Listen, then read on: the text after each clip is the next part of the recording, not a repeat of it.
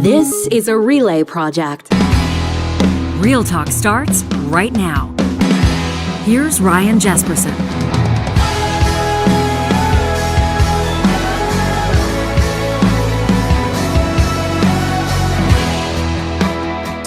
You know, sometimes on this show we talk politics, sometimes we talk industry, sometimes we talk about real life. We'll talk to stand-up comedians. Every once in a while we'll get into it with somebody that has a little dirt on their boots or under their fingernails, maybe even a callus or two. Well, on this episode of Real Talk, we're ticking off all the boxes. In just a second, we're going to check in with one of our favorite content creators across the country. He's one of Canada's most watched YouTubers. He's a stand-up comedian performing in front of sold-out audiences, and he's a farmer too, in real life. In this episode of Real Talk, we say hello to Dick McDick. That's coming up in 30 seconds. But first, we wanted to let you know that this episode is happening with the support of Business Career College. And they've got a message for those of you that are now into the first month of 2024 with a plan to shake things up. You're looking to do something a little bit different. You're looking for a rewarding and high-paying career, but there's only one problem. You don't have a university degree. Well, guess what? Doesn't matter, because you can get started as an insurance professional with Business Career College. In Canada, insurance agents are making great salaries, and all you need to do to get into the mix is take an approved course and pass your licensing exam. Business Career College offers industry-leading approved courses in life insurance, property and casualty insurance, plus they offer expert instructors that are passionate about helping you launch your new career. They want to see you succeed. Right now, there's a great deal for Real Talkers. You can save 15% on any BCC insurance course, any course, using the code REALTALK. That's all one word, REALTALK, when you get started today at businesscareercollege.com. We're going to be going live to Saskatchewan in just a second, but if you're one of the few Canadians that doesn't quite know who we're talking about here, the guy they call QDM, Dick McDick, here he is, a video of his just a few weeks ago. Now, I know we're through the holiday season, but this was so good. We just had to play. It's the most wonderful time of the year. Sure, it's dark out for so long, but winter is soon gone, so we don't change our clocks like we're weird. It's the most wonderful time of the year. It's the happiest season of all. When it's not minus 40, no plugging in Morty, and I wash Blue Ball. Hey, Blue Ball, it's the happiest season of all. The cows need to be fed, but we don't need to bed, 'cause there isn't very much snow. And these steers all look gnarly, eating silage and barley. Just look at those bastards grow. It's the most wonderful time of the year. Well, it's been a warm snap. I can wear my ball cap without freezing my ears. It's the most wonderful time of the year.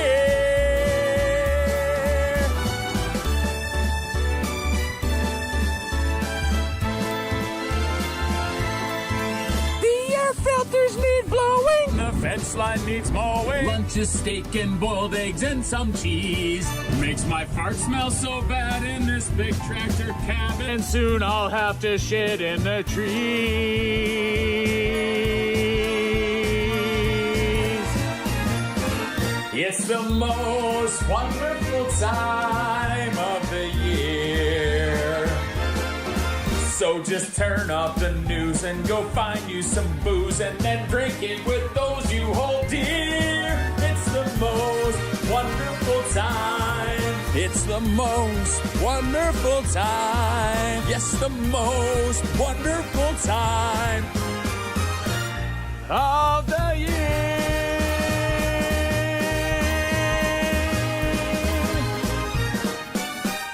All right, for the benefit of those on the podcast, we can state without hesitation that is officially the first time we have ever featured a Real Talk guest taking a shit in the woods on camera. Just one of the many things that sets Quick Dick McDick apart as we say hello on this Thursday morning. Good to see you, pal, and a happy new year to you.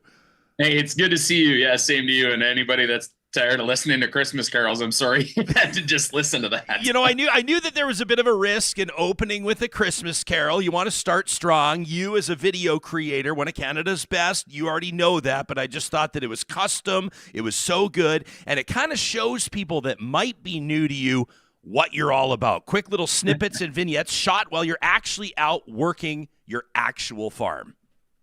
Yeah, it's I actually I'm lucky enough to farm here in Saskatchewan with a guy named Mark on the Bar Ranch. Yeah, and we've got put together. We have about 400 head of cattle and farm 4,200 acres. And yeah, I'm really lucky. Thanks for your kind words, man. But I'm just really lucky to be able to showcase the farm and kind of what we do in Saskatchewan and.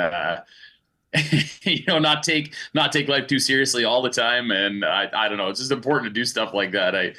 Sometimes I put myself in precarious situations, in this case, shitting in the woods kind of thing, because, whether you want to admit it or not, we've all done it. And, the most important person to laugh at is yourself before you get any business laughing at anybody else, right? Yeah, well, I mean, I've never opened an episode talking about my own personal experience shitting in the woods in the first 5 minutes, but I will say anybody that follows me on Instagram or knows me in real life knows that I'm an avid backcountry hiker. We've got a group called the Journeyman Social Club, and we try to get out on a big adventure at least once a summer. And I would actually argue, I would almost even suggest you should retract your whether you want to admit it or not, because in some circumstances, there's nothing better than shitting in the woods. Can we both agree?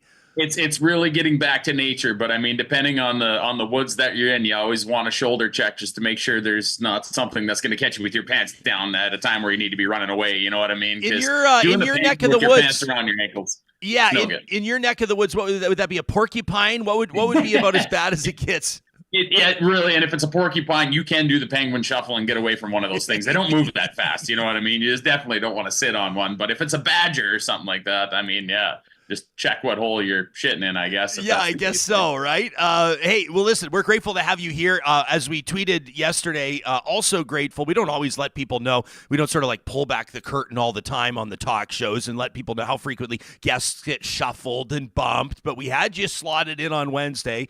And then Alberta's former premier, Rachel Notley, leader of the NDP for the past decade and a half, essentially, announces her retirement. So we kind of shake things up. Here you are on the Thursday instead. You're certainly one of the more prominent independent political commentators in the country, and definitely in the province of Saskatchewan. What's your assessment? What's your take on Rachel Notley's political career?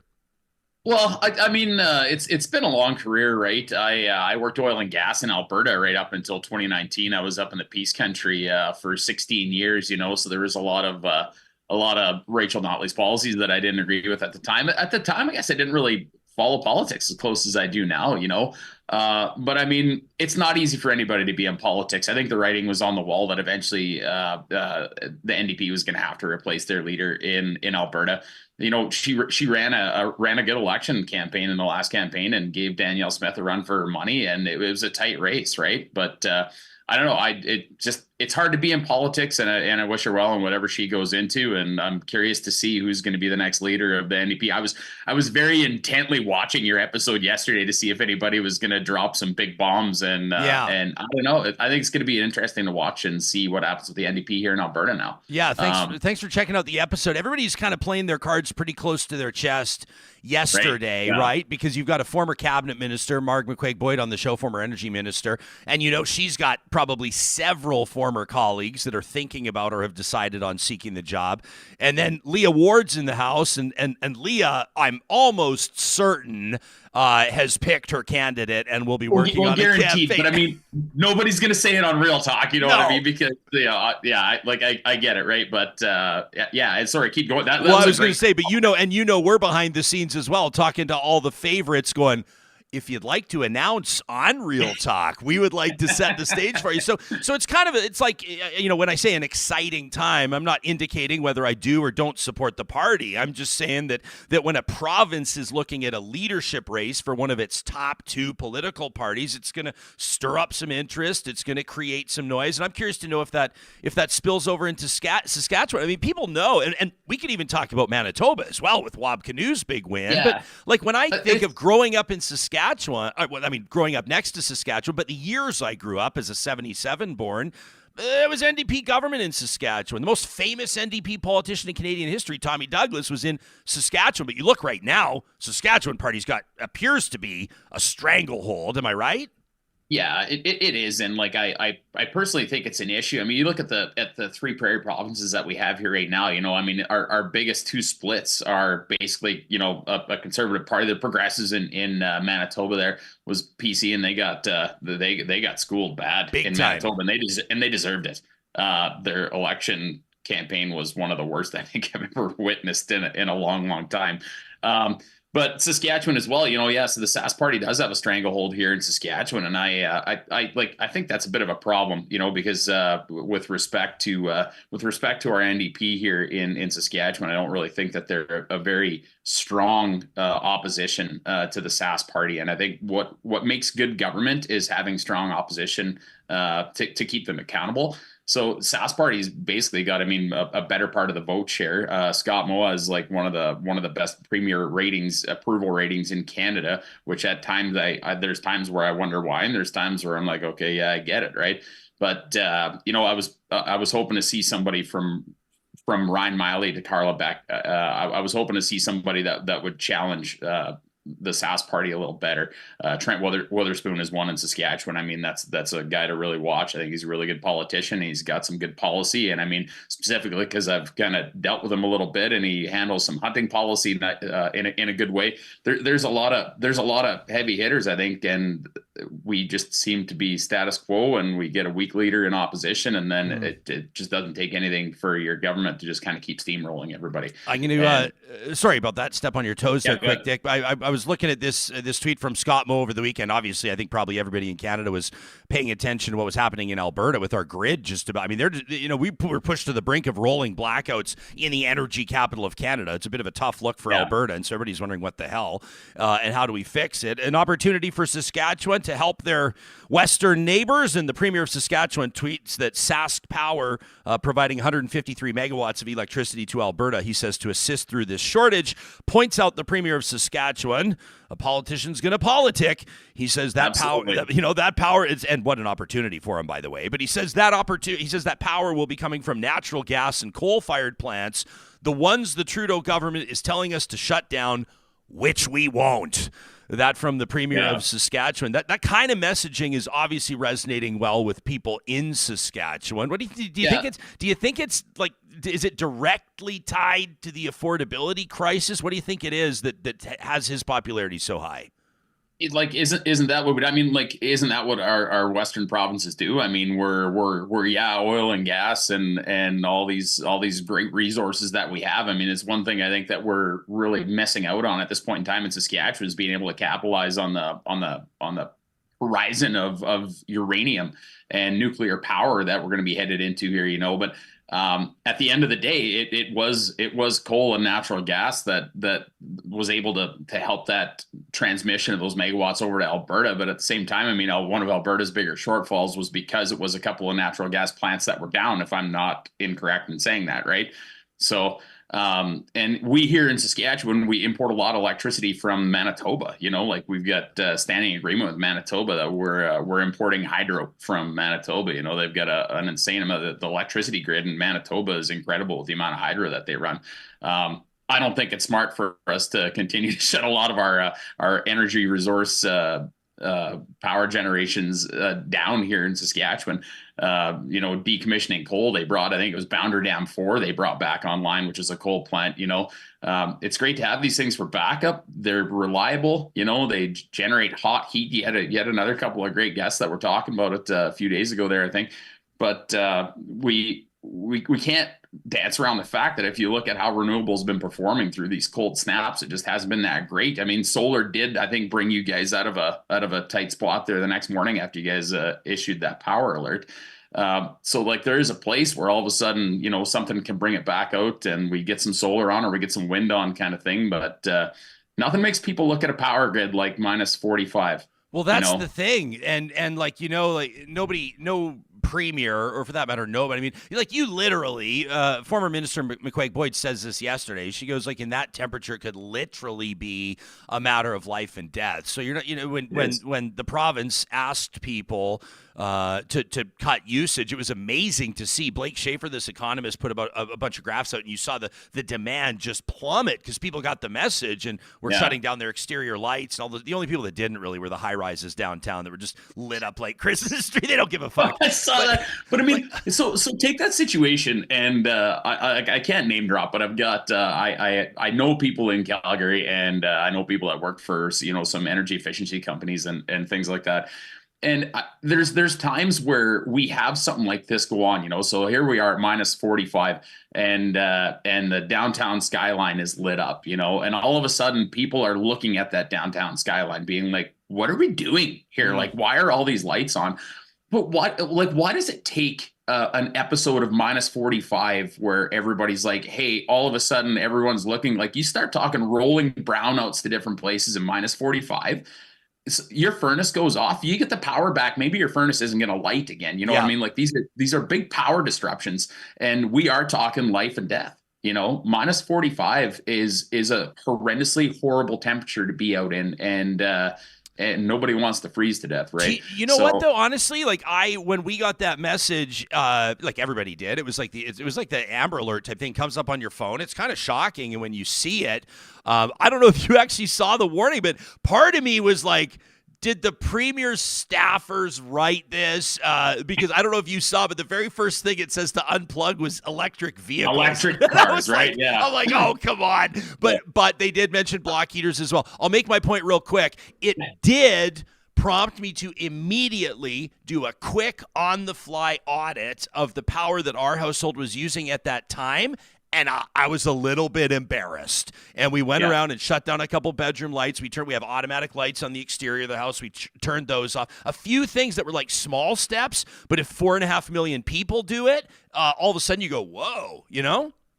Absolutely, yeah. And that's there's so many different things that we can do, you know, to reduce power usage, and a lot of them are very simple. I mean, just from switching your light bulbs over to LED to, you know, running smart thermostats and everything. There's a list of them that we can do and should do, and it shouldn't take a minus 45 night for all of us just to all of a sudden just be like, hey, how much power am I using? I think we should try and always have that in the back of our heads all the time, right? Yeah. You know, same with gasoline, diesel, natural gas, all that stuff. I mean, this stuff costs money. You should take surviving at minus 45 out of it. It's just going to be cheaper for you if you use less power and gas and natural gas. But I think I think minus 40.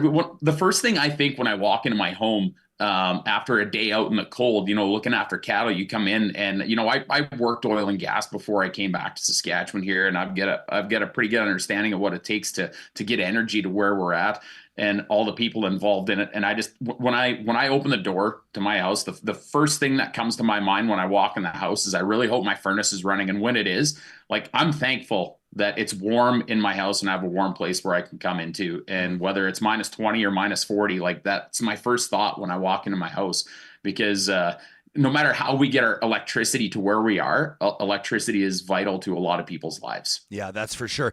You did make the point, but I should make the point as well that in our YouTube live chat right now, a lot of people seem to want to scratch Manitoba on the back. They don't want to give Saskatchewan credit for making that power available over the weekend. They're saying, oh, come on. They're saying it was all coming from Manitoba. And then I guess the shit jokes are number one on everybody's list right now because Lauren says rolling brownouts occur every time I open my power bills. Nicely done. done, Lauren. That was very well played. Hey, Quick Dick, one of the things that I love about what you do, and obviously you found a huge audience. I know you always kind of get a little bit self-conscious when we point out that you've got about 130,000 YouTube subscribers. People, hundreds of thousands of people watch your videos. You've built an enormous audience in the country. Number one, because you have political opinions. Not everybody agrees with them. That's not the point. How boring would it be if they did? But also, you're the guy on the ground. You're the guy that's saying, here is how this policy is affecting me on my farm right now. Like this quick snippet from a recent video by our guest on Bill C-234. Essentially what's going on is there's a couple of senators that are being privately lobbied by Stephen Guilbeault, our Minister of Environment and Climate Change, who says if there's another carve out on the carbon tax, he's going to resign, which, to be honest, I can't wait till that day comes or until the government's gone completely. But here's the thing. Canada is responsible for 1.5% of global greenhouse gas emissions. You've heard me say it a million times. It's almost a negligible number. But if you take agriculture specifically within Canada, according to our national inventory report, we're responsible for 10% of Canada's emissions. Yes, the graph says 8%, but then you got to add 2% to account for the fuel that we burn while we do it, right? Thank you for noticing, smarty pants. Meaning that we're responsible for 0.15% of global greenhouse gas emissions. Now, our national inventory report is a whole nother topic because it's an absolute mess. It's just a whole bunch of estimates on what we might think that we emit, and we're not quite sure what we sequester, so we're just going to pull a number out of our hindquarters with a bunch of estimates, best guess of scientists, and we're going to go with that. And running on those numbers, we are going to tax this industry when we try and dry grain or heat barns in the bitter cold. It makes absolutely no sense whatsoever. See, there's kind of some political games going on here. Now, go figure that would happen, because liberals are saying, well, only some farm fuels are subject to carbon tax. But then conservatives are saying, oh, well, if we get rid of the carbon tax on farmers, it's going to make Canadians' groceries cheaper. Well, not really, because when you look at, well, if you want to look at how supply management works, we're going to need a couch and a therapist to get through that. But in all reality, farmers are price takers. We just have to pay the carbon tax, because on all of our inputs over here, we start getting pressure on the carbon tax because they're subject to carbon tax. All of our machinery, everything that we use. Then we get charged a carbon tax if we need to heat our barns or if we need to dry our grain. And then over here, we have this pressure from this side of the market where we go to sell it because they're subject to carbon tax and they're only going to give us so much because they need to make a profit too. So we're just kind of the middle people kind that are right here in the middle with all this carbon tax pressure on it. And the only thing it's doing is making us less competitive with some of our biggest competitors on the world market, because we export most of what we grow here in Canada anyways. So really, what the carbon tax does to farmers is it makes it hard for us to do business. But that's what the carbon tax does to every business. It puts an expense on you that makes it impossible for you to compete if you deal outside of the borders of Canada. And if you deal inside of the borders of Canada, it just makes absolutely everything more expensive for the citizens of Canada. Am I making sense here? Am I making sense here? Asks Quick Dick McDick in one of his wildly popular videos. You can find him on his YouTube channel. Do you feel like you're doing a bit of a public service in a way? Like you're actually putting your perspective forth in a way that helps people understand why there might be so many people railing against a tax that can, in protests, come across like nothing more than just an angry mob? Yeah, well, I hope so, Ryan. It's when you unintentionally get a big platform, I guess if that's what we want to call it, then yeah, it feels like it's kind of always been my job. And when I go out and see people in real life and do a lot of these comedy shows and do fundraisers and different things, a lot of people come up to me and be like, you're saying what I want to say, but I can't say it that way. Like I don't know how to say it that way or express it that way, right? And I think that this is kind of turned into a fun way for people to be able to try and take in a little bit of the information of what I'm trying to get across, is doing some cutaway production and actually showing the farm behind me and, showing a couple of trucks driving and launch a drone and take some shots and just try and get your viewer engaged. And then just in a way, I don't always do it this way, but in a way where people can just kind of sit and watch and listen to what you're saying in an entertaining manner. I mean, great. That's kind of the goal of it. I don't always do it that way. Sometimes there'll be times when the carve out for the carbon tax in Eastern Canada was announced not long ago. I mean, I did a fast upload from my kitchen table because I'd literally come in from the day from work and sat down and I was like, this has got me very upset and I'm going to do a video on it and say why, So Sometimes I do a different style and they seem to do just as good sometimes. Sometimes they don't. Sometimes the ones that you put a lot of production work into just kind of fall flat. But I mean, that's the internet and that's the way it goes, right? That's the way it goes. So you told us when you were working oil and gas in Alberta, you said you weren't really, into politics at that time, or you weren't as into politics. I always love hearing from people what it was that lit the fire under them. What was it that kind of turned you onto it and gave you that desire to understand what was happening and then form your own opinions and then communicate those opinions and put them out there for public consumption? There was when Justin Trudeau was elected to office. I mean, obviously there was a lot of people that were very concerned of what was going to go on, and there was concerns about the future of the oil and gas industry and whatnot. And up until that point in time, you just kind of hear snippets here, there, Harper good or Harper bad kind of thing or whatever. And I was just like, man, whatever. I was young. I was working. They were huge days, and we didn't have the connectivity back in the day that we do now. You can really get dialed into what's happening nowadays, depending on what platform you're on, I guess, and what you let yourself be exposed to. But just following into 2016 of what was happening and why it was happening, and why we were seeing some slowdowns in some different areas, and why all of a sudden investors were getting nervous about making investments and making big plays. I just wanted to understand why. And just kind of started following a little bit closer. And then once you kind of start understanding how a few of these things work or don't work, man, it's almost a depressing thing at times to be looking into, is politics and how they work or how they don't work. And a lot of people that get into politics, with the goal of changing something or making a difference. And I've heard from a lot of people that get into politics that have now gotten out of politics that are like, I got in and there's just, I realized that there wasn't really anything I could do to change things just because of how it's structured. Yeah. And so they either settle in and go with the party kind of thing, or they're just like, you know what, this isn't for me and I'm out. Yeah, and I mean, this kind of brings it back to our talk about leadership campaigns. Always fascinating to watch when a party has a leadership race, because you get all of the candidates talking about why they're so much better than the other ones, and in some circumstances why the other candidates are lousy candidates. Yeah. And then one of them wins, and then the rest of them all want to be in cabinet or want to be in senior critic positions. So then they start talking about how great the leader is. Yeah. And we've seen that in Alberta under Danielle Smith. And I mean, that happens everywhere. It'll happen with the next Alberta NDP leader as well. I want to get to our live chat because we've got some questions for you. Randy wants to ask you about heating your barn with solar. Somebody wants to ask you about purple gas. Maybe you can talk to us about that. It's a question about the carbon tax. Yeah. We're hanging out with Quick Dick McDick. This conversation is happening with the support of Real Talk partners like our friends at Kubi Renewable Energy, talking about solar. One of the only installs that they're able to do in the winter, Jake, their CEO, told me this. I said, do your whole crews just take the winter off? He goes, no. He goes, anything that's off of roofs, anything on this ground. I go, well, who's installing solar on the ground? He goes, farmers, buddy. So they're out there on farms through the winter getting those solar panels installed, and when that snow melts in the spring, they'll be back up on the roofs of houses and skyscrapers, convention centers, universities, fire halls, you name it. They're Canada's busiest solar installer, and they're hiring right now. If you're an engineer, if you're a salesperson, if you're an apprentice or a journeyman, if you're an office administrator and you'd love to work as part of Canada's green energy goals become more and more relevant, you can check out the careers link today at kubienergy.ca.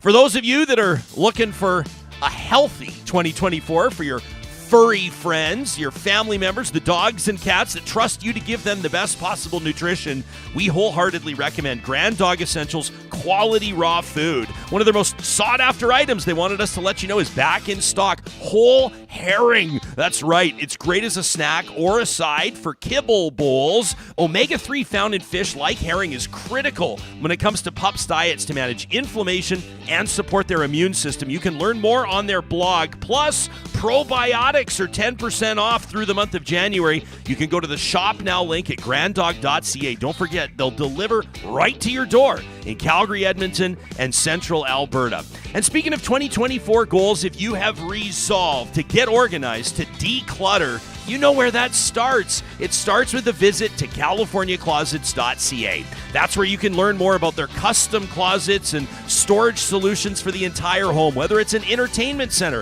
a mudroom, a playroom, a guest room that's doubling as a home office, maybe it's your garage. California Closets has done thousands of installations across Alberta into the prairie provinces based on the input of their customers and the brilliance of their design team. It's a formidable combo. The free consultation starts today at californiaclosets.ca. Quick Dick McDick is our guest. He's joining us live from the farm. The comedian, the rancher, the YouTuber. So Randy is watching us right now. Randy works in the solar business. I think he might own a company, as a matter of fact. He says, oh, come on, you guys, the carbon tax, how scary. He says smart farmers are now, I like that little shot across the bow there, Quick Dick. We'll give you the mic in a sec. He says smart farmers are now heating their barns and their grain bins with electricity and solar. He says it equals no high bills from methane. He says my company has done this countless times over the past 6 years. Is that something you consider? What would you respond? Well, first of all, I'm curious why we're heating grain bins. I'm not 100% sure, unless he's talking about running fans or whatever it is. Either way, no. So there's a lot of guys around here that have installed solar arrays, and back when SaskPower was doing a better job at net metering, there was a lot more people that were getting in on it. But when we get down to like actually heating your barns, I've actually looked at doing hopefully going to be doing a build here, shop house combination here next year or maybe the year after. We'll see what goes on, what the banker tells me here. But so far, I've had a lot of people back away from me because if you're gonna do it, yeah, you can do it, and we can absolutely generate. There's a guy that's just a quarter of a mile away from us that has a solar array just outside of his place, but it doesn't change the fact that when we get down into where we are again, where we need the heat in our barns at night when we're calving, when it's minus 30, we've got no solar to stand on at that point in time, right? And using electricity to heat a very large building like the size of our calving barns and our shops like that is a very expensive thing to do if you're paying for the power to do it.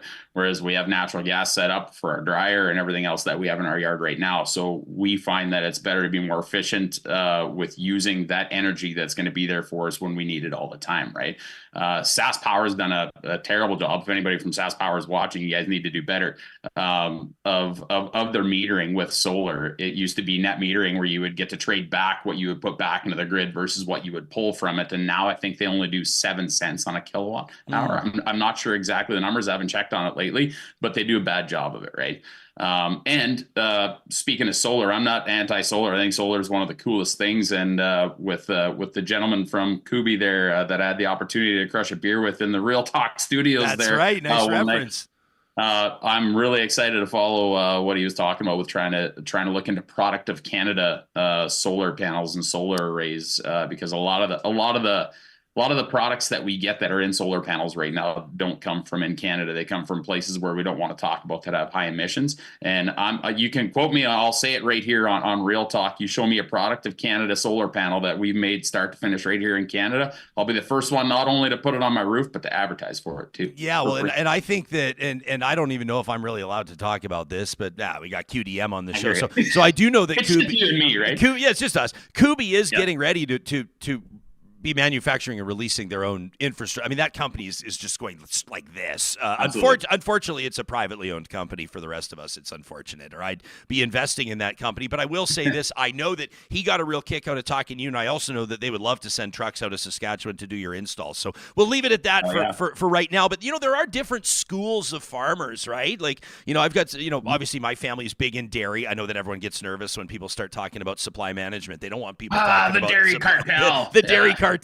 And then you've got farmers like, I got a buddy, Jeff None, who does an amazing cattle rancher, beef, raises Wagyu Holstein cross beef in Alberta, and it's phenomenal. This is a guy, like, he was talking to me how they're using drywall offcuts in an environmentally productive way for fertilizer. I mean, just fascinating, like always trying to get ahead of the trends. He's always got the latest tech. Where would you put yourself on that spectrum of like super old school traditional or like as tech and forward thinking as it gets? I mean, obviously money would factor in.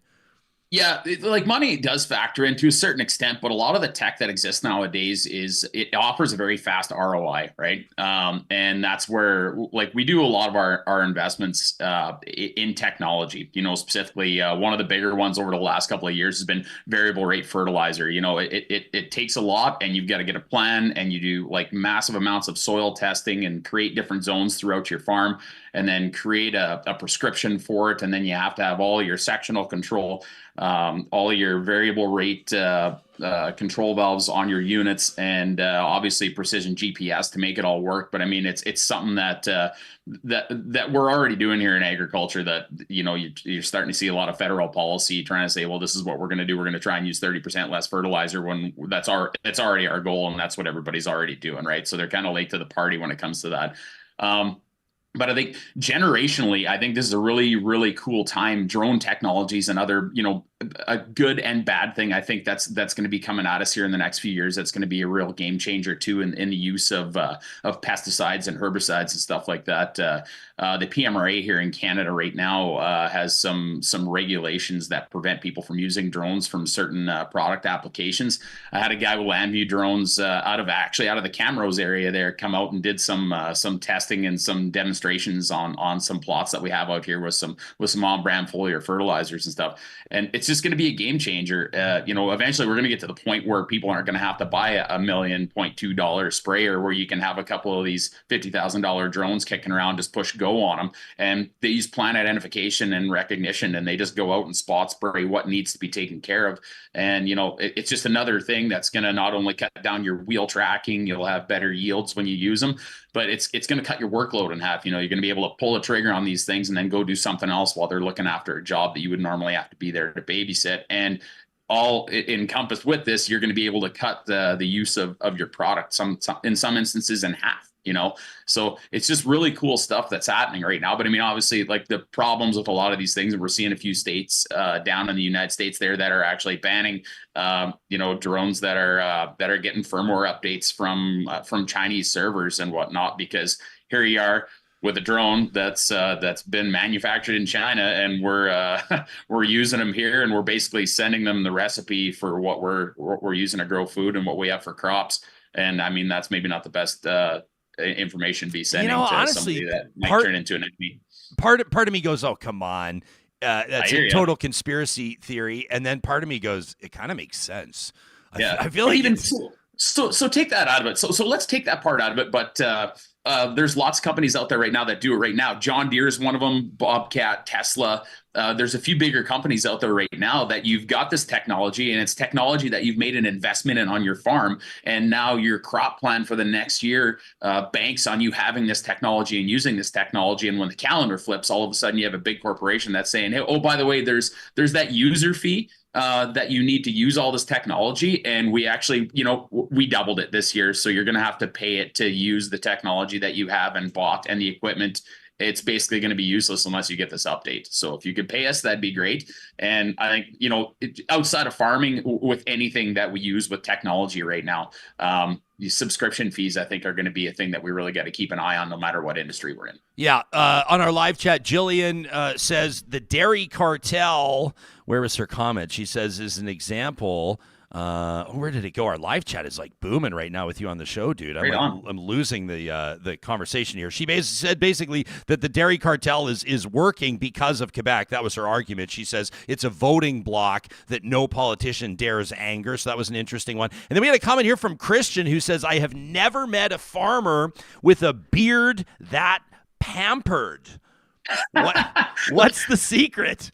I showered this morning, believe it or not, once a week, whether I need it or not. But yeah, if you see this thing after pulling 2 calves during calving season, it's very different. It looks very different. But yeah, I'm headed to, as soon as we're done here, I'm actually closing my laptop, throw it in the truck. I'm loaded up, ready to go here. And I'm headed to Kindersley to do a Kinsman fundraiser here for the next 2 nights. So I showered and got myself ready before this so that I can head out in the cold weather warning to head to Kindersley. So hey, talk to me about this, your comedy career. I mean, a lot of people, refer to you as a YouTuber because obviously you've got a big following there, and that's where a lot of people find you. But you do tour as a stand-up comic, and from what I've seen and following you on social media, you're selling out like 1,000-person halls like that, and it looks like your rider has at least 4 cans of pill on stage as well. So, talk to me about the stand-up comedy side of things. That's not an easy gig.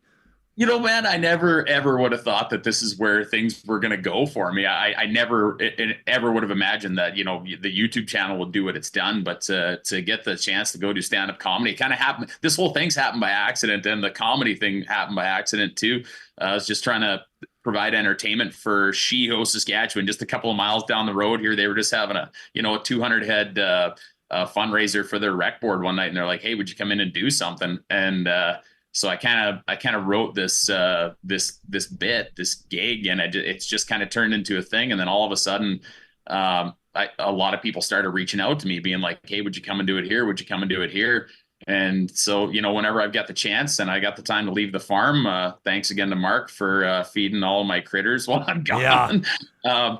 I've had the chance to be able to come and start doing some of this stuff, and it's almost turned into an addiction. I really, really enjoy doing stand-up comedy, and I never would have thought that that'd be a thing I'd ever say.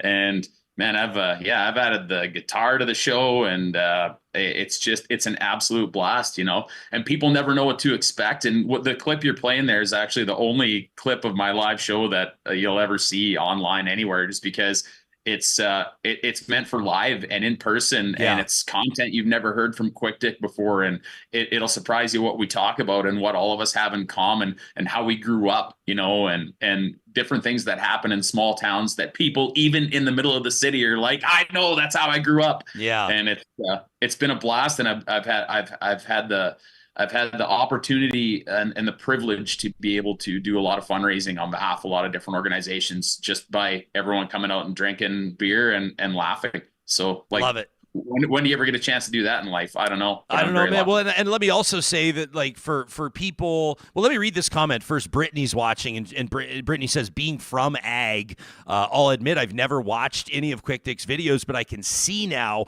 why they're so popular. He's able to clearly articulate his points and address many issues that we're experiencing. And now this is me talking, not Brittany. Even for the people that think you're an idiot, you're very likable. And so that's great as well, because I don't know, we talk about this all the time, man, is how everything is so polarized. I know I'm not offering anything profound right now, but it gets to the point where you feel like if somebody feels differently than you do about the carbon tax or about whatever, you name it, that it's war, right? And that you're not going to be friends. You're definitely not going to have the people on your talk show and invite them to your Christmas party. And I just don't subscribe to that. And I know you don't either. And I guarantee some of your biggest fans, and we've been in broadcasting for 20 years, Johnny and I, we talk about hate listens all the time. Some of your most loyal fans will be the ones that just can't wait to tell you what a jerk you are. Oh, yeah. And in the comment section on every video, there's usually a handful that are there. You know what I mean? But whatever. That's social media. You post something on social media, Brian, it doesn't matter what it is. It can be a picture of a kitty cat. And there will be somebody will go down below and be like, oh, what is that? Some kind of liberal kitty? I'm like, oh, please. Like, you know what I mean? Like, but Max Fawcett's a good example. Max invited me to come on the Maxed Out podcast, and him and I have had some, public disagreements on Twitter. Who hasn't, right? Sure. But I mean, I'm never afraid to sit down, and like Max and I had a chat, and straight up, Max, if you're watching, we're drinking a beer next time I come to Calgary. I told you we're going to do it. We're going to do it. You know what I mean? We might not agree on everything, but we found some stuff that we agreed on, and realized that neither of us are real monsters, kind of thing. And there just needs to be more of that in the world. Well, it's like you say, it's just we just live in these silos where we just don't want to hear anyone else's opinion, and we don't want to talk about it, and that's it's a terrible thing for society, where in some instances social media can be our best friend, sometimes it's our worst enemy, right? Yeah, I totally agree. If the two of you ever wind up in Edmonton together as well, I'd love to make those beers happen. That's kind of the mantra. That's kind of like the whole vision behind the Real Talk studio. It doubles as a studio, cool, but it's a bar. I'm gonna walk over here for 1 sec. Oh, sorry, go ahead. No, you go ahead. Okay. So, and that's the one thing I will say, pump your tires a little bit, but I first started listening to Real Talk. I was actually looking for, I needed some alternative opinions on EVs, because one of the biggest things I try and do is to get outside of my silos that we create on social media. And you have to physically do that yourself. And, you had someone on. This would have been almost 2 years ago here, I think. And I remember it. I was building fence, and I was just scrolling through, and I found this podcast, and I amped it up, and I was listening to it while I was building fence on my earbuds. And I was like, hey, this is a really cool talk show, man. Like they got just the kind of different opinions from everywhere. And I think more people need to do what you're doing, man. It's you bring both sides on and have conversations, and that's an important thing. I appreciate that. When you started talking about like 10 minutes ago, subscription services and stuff like that, I'm a city slicker, but I did for a second think, I was like, what is that bullshit that farmers can't fix their own stuff? What is that? And then sure enough, Noob Try Again shows up in the chat and says, you got to ask Quick Dick about right to repair. And that's right to. So can you take us into that? So like I haven't been following it that close, but essentially what it is, you have a lot of these corporations, and this one, it would be the You Bastard Tractor Company is what I like to call them. Sure. Is that the red? Is that the green one? Yeah. Okay. Yeah, they're green and yellow. Yeah. Yeah. But yeah, essentially it's proprietary software that they have, and their techs are the only people that have it. So if you have a lot of this equipment that has this new technology, new software in it kind of thing, the only people that have it is John Deere. And so whatever I said, John Deere, it is what it is. I'm not lying to you here. So the only way that you can get it fixed is if you have an approved tech from a John Deere dealership come out with that proprietary software and fix it, right? So you don't have the opportunity. Say you use a mechanic, that's right close by out of your back door. Say you use Dusty Wrench Ventures out of Lloydminster, plug to my brother's mechanic company there. Nice. At a certain point in time, he's not going to have that proprietary software to be able to come and clear this code or make an X amount of thing happen with your tractor because it's firewalled behind this stuff. And I haven't followed exactly where things are at in Canada, but I know down in the US, there was a huge lawsuit on this. And I believe that John Deere lost, and that now they are actually going to have to turn over some of that proprietary software so that people have the right to repair their own equipment. Now, whether it's going to be able to go to third-party mechanics or whether it's going to be able to just go to the owner of the equipment, I haven't looked into it for a while, so I mean, I can't really comment on it. But that's the gist behind it. Is a massive corporation that basically owns the software of what you're running, and they're the only ones that are going to be able to come and fix it, or at some point in time, let you use it. You got to do updates on a lot of this stuff, just like your iPhone, just like anything, you know what I mean? Yeah. And subscriptions are a dangerous thing. I've just been like, of course I was giving you my full attention and listening to everything you were saying, but I was also doing just a tiny little bit because I don't know much about this at all. So I guess Ontario tried this in 2019 and failed. It was a campaign promise by the Trudeau Liberals in 2021 to address right to repair. A bill, what was this? Was it 244, passed in the House of Commons unanimously in October, an act to amend the Copyright Act, which is now, at the time of this reporting, which was about a month ago, before the Senate. They say if that passes, if it gets through the red chamber, it'll allow individuals or third-party repair companies to break digital locks in order to make software fixes. So I guess that, as of a month ago, that's where it was. That's great. And like, it's key. And it's not just in ag, it's also in the transportation sector. You know what I mean? There's a lot of different, emissions controls that we have on a lot of big trucks that you just can't fix them without a technician with a laptop kind of thing. Right. And so there you are. It's like today, we're 40 something with the wind, and you're out on the side of the road in a commercial vehicle in your truck waiting for somebody to come with a computer to fix something that's frozen up on the side of your truck that's designed to try and make it run and burn cleaner.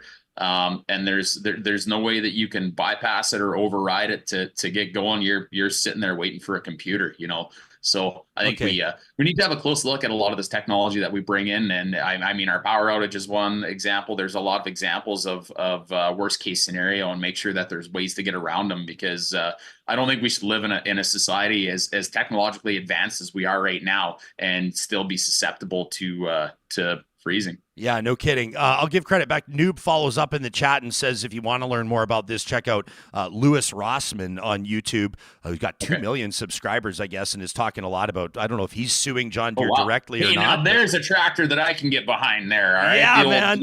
Hell yeah. They don't make them like they used to. Yeah, there's no computers on that thing. I can promise you that. Yeah, well, you can't turn wrenches on anything anymore.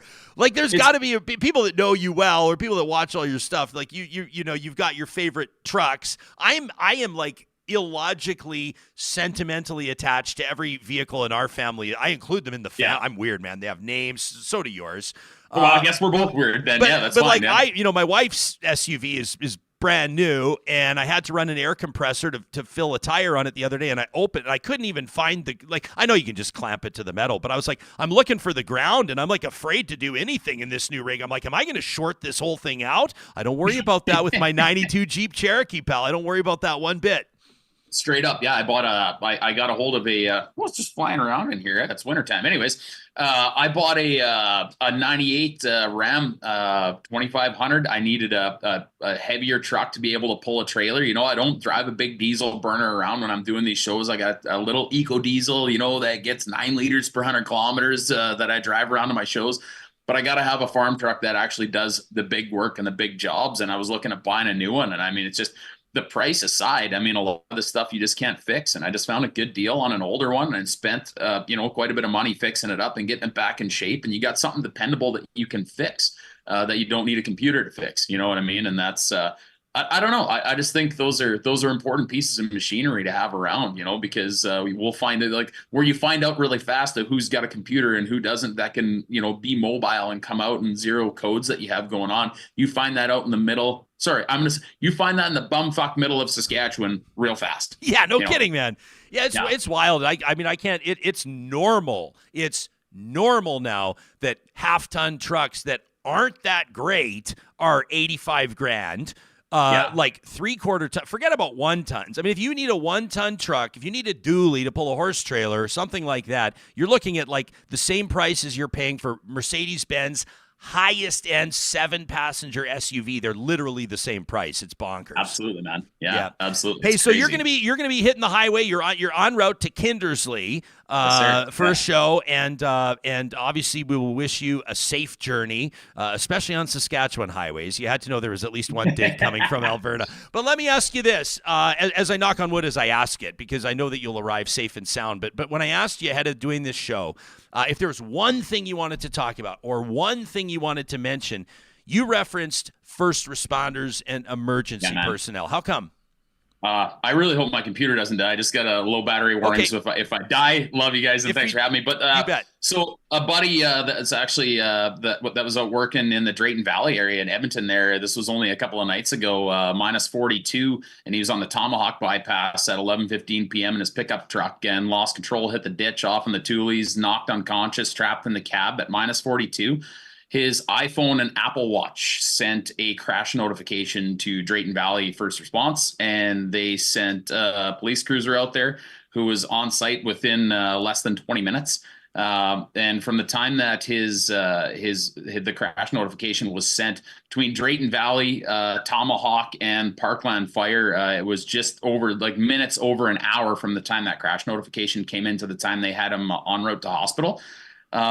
I can't say enough how much respect I have for first responders that can go out and do their job on a normal day. But when you go out at minus 42 and you have a response done in just over an hour in a situation like that, where you have to cut a guy out of a vehicle, this is what heroes are made of. It really is. We think that thawing a watering bowl is a big deal at minus 42. We had a fire crew in Saskatoon here the other day putting out a 6-story fire at P&H at minus 45.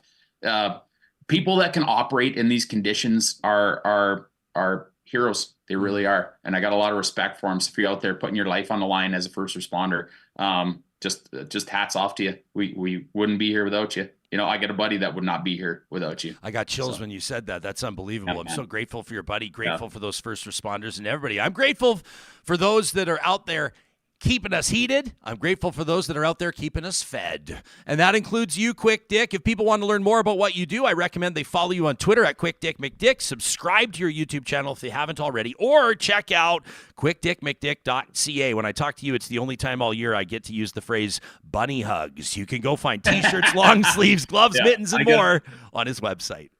I got a great bit on that in my live show, and just a fast shout out to Johnny Infamous there. All the camera switches and stuff that happens in here is just, man, I'm always a fan of how you guys make that happen on Real Talk, and I know who's doing it. So hats off to you, man. Oh, thank you, Mr. Quick. You can just call him Dick. It's I didn't want to say Mr. Dick. Yeah, Mr. Dick is kind of very formal, isn't it? Hey, listen, I'm envisioning a scenario where maybe we get you out to Edmonton for a stand-up show. Maybe you come out here to do some sort of farm fair, some ag show. Maybe you come out here, CFR's coming back to Edmonton. We'll get you live in studio. We'll have a lot of fun with it. We'd love to make that happen. Do it up. There's nothing like breakfast beers, Ryan. Thanks for having me, man. You got it, buddy. That's Quick Dick McDick, one of the most watched YouTubers in Canada, and you can probably see why. I absolutely love when guests of this show, people that work in production, recognize what you bring to the table, and I thought that was a classy move that he just pulled right there. You can Venmo me, you can PayPal me. It's tech@ryanjesperson.com. You're going to set up your own Patreon. Patreon. I accept tips. I accept gifts. I am not a politician. I'll take anything. I love that. That first responder story is wild. His iPhone, did he say his Apple Watch and his iPhone sent a crash alert? Yeah. As he was knocked unconscious in a vehicle in a ditch. Yeah. Well, I wow. I got in an accident a few months ago, and it was the first time I'd seen it on my phone too. It's just a rear ending. Nobody was hurt. Off? I rear-ended someone else. But yeah, my crash. It didn't immediately call, but it asked me if I need emergency services and stuff. And I wonder was like, what would wow, have I've never happened seen if you this said before. no, or like if you said like if you didn't respond. Yeah. Then it probably would call. It probably would have. Yeah, and I didn't notice it started because I had it on mute, but it starts buzzing. It starts telling you like I'm gonna call emergency, Wow. right? And we weren't even going that fast. Like no airbags went off or anything like that. But I thought, wow, this is something that could really, I'd never seen it before. I'd always heard about, this new feature, iPhone, iOS, whatever, but that was the first time it was actually deployed. I'm like, this is really important, right? Let me say, first of all, I'm so glad you're okay in that crash. Second of all, Giants for life, maybe with the comment of the day in the chat says, upon hearing the story of technology saving Quick Dick's buddy, says, thank you, China. Too soon? Yeah. That's pretty good. That's really good. You can't really avoid. As Quick's talking, I love him, and we all want to support. Like when we go to the grocery store, I look at potatoes. I'm like, these are from Mexico. These are from Canada. These Canada ones are a little more, but this week I can afford it. I'm gonna get the Canada ones, right? And I always try to. But he's on a laptop. It's probably parts from China, and let's be honest. Everybody knows that. It's unavoidable. It's unavoidable. Everybody knows that. He does when he starts talking about the drone thing. And I saw some people in live chat going, "Oh my gosh, give me a break! Come on, you guys!" DJI makes the best drones in China. But I start, and part of me is like, there's conspiracy theories that are like just absolute wackadoodle stuff, and then there's some that are kind of like, you don't know if maybe they deserve the title conspiracy theories. Like when people start talking about security vulnerabilities using TikTok, that's something where most people, because they love TikTok and have fun on it, they just want to brush it off because they don't want to think about it. But that's real, though. Maybe we should think more about that kind of stuff. That's definitely real. That's that, and even the censorship that not communism, but we look at TikTok. Like you can't mention. Can you vaccines. tell people about what it's like for us? You can't mention drugs. You can't use the hashtag beer. If you do, and it does slip by and you get one up, it's going to be buried. So, I mean, it pulls our videos all the time. It's not like some conspiracy communism, but things are very tightly run in China. And if you read when you sign up for TikTok, I mean, it's like this for every app you hit. Now, yesterday I was using MyFitnessPal because it's the new year. I'm trying to watch my calorie intake and stuff. And even there, the sign up thing has changed. Like they can now, there's a third thing they want you to click now, which is like, we can legally sell your information to other countries. So, I mean, everything, if you want to use something free and it's an app, most likely everything you put on there it can be sold for a monetary sum. And also everything you're putting up on there is being watched and marginalized in some ways. I feel like the kind of conventional wisdom. It's not a conspiracy. It's just how it is. It's just how it is. And conventional wisdom on this is like, if there is no apparent product for sale, you are the product for sale. 100%. Like that's a good working knowledge of it. By the way, former Energy Minister McQuaig Boyd, who was in the studio yesterday, in the live chat today, says, great show. She says, I lived in rural Alberta for many years, had a cattle operation as well. She says, I really enjoyed the chat today. I'd love to meet Quick Dick in person sometime. Mark, if he's in Edmonton and we're having a little mixer here, maybe with some Real Talk patrons, you will have an invite. Don't worry about that. I thought our episode yesterday, the insights on Rachel Notley's political career, even Marg's I didn't used to call her Marg, right? I used to call her Minister for the years that I would interview her. Her connection with Rachel when she was 12 years old, and seeing her come up and seeing a political career, and what that moment was like when Rachel would have asked Marg to join her. Not, she's an elected MLA. She earns that on her own, but then the Premier decides who's in cabinet, and what a special moment that was. Marg tells the story in our episode of Real Talk. If you missed it, that was our episode on January 17th. It was one that you definitely want to check out. Also love this note. People are saying we got to book this Louis Rossmann guy on the show. Said he'd be a great guest. This is the guy that's fighting John Deere. I don't know anything about him. I'll definitely check out his videos, and of course we'll get him on. We love stuff like this. These conversations continue, right? One interview begets another interview begets another one, and we keep these continuing conversations, which is great. Talking about groceries and talking about shopping local. There's no grocery store in the province of Alberta that's more committed to that than Friesen Brothers. Ever since they were established, they're coming up on their 75th anniversary. Not quite. They're a couple years away.